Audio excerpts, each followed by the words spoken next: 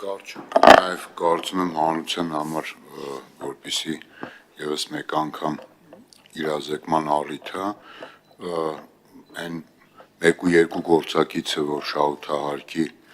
հարկման համար կար այդ խնդրահարույց կարգավորումը, դրա հետ կապված փոփոխությունը, եթե մենք ունենք, դրան էլ նաև անդրադառնանք,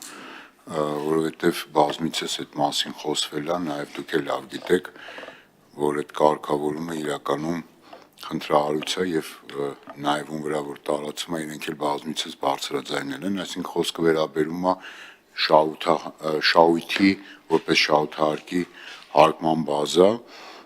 հաշվարկին, երբ որ պետությունը ուղղակի անկախ իրականում շահույթի գեներացման չափից կիրառում էր, այսպես ասենք, շահույթի պարտադիր նորմա հարկի իմաստով, այսինքն շահույթ ստացել ես թե չէ, վաճառքի գնի 20%-ը հաշվարկվում էր, որ դա քո համար շահութահարկի բազա է, դրանից դու 18% շահույթ վճարես, այդ խնդրահարույց կարգավորման հետ կապված։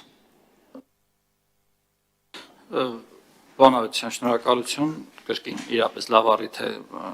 մեր գործարարներին և հանրությանը տեղեկացնելու, այդ կարգավորումը նույնպես հեռացվում է օրենքից և ըստ էության դա կկիրառվի միայն այն միջանկյալ ժամանակահատվածի համար, խոսքը 23 թվականի դեկտեմբերի 1-ից մինչև 25 թվականի հուլիսի 31-ը ընկած ժամանակահատվածն է, որի ընթացքում ներմուծվել կամ ձեռք են բերվել, այնուհետ վերավաճառվել են այդ ավտոմեքենաները, իսկ դրանից հետո ծագող հարաբերությունների մասով մենք վերադառնում ենք նախորդ կանոնին, որը չէր ենթադրում ձեր ասած ոչ շուկայական գործիքով իրացման շրջանառության ճանաչում։ Շնորհակալություն։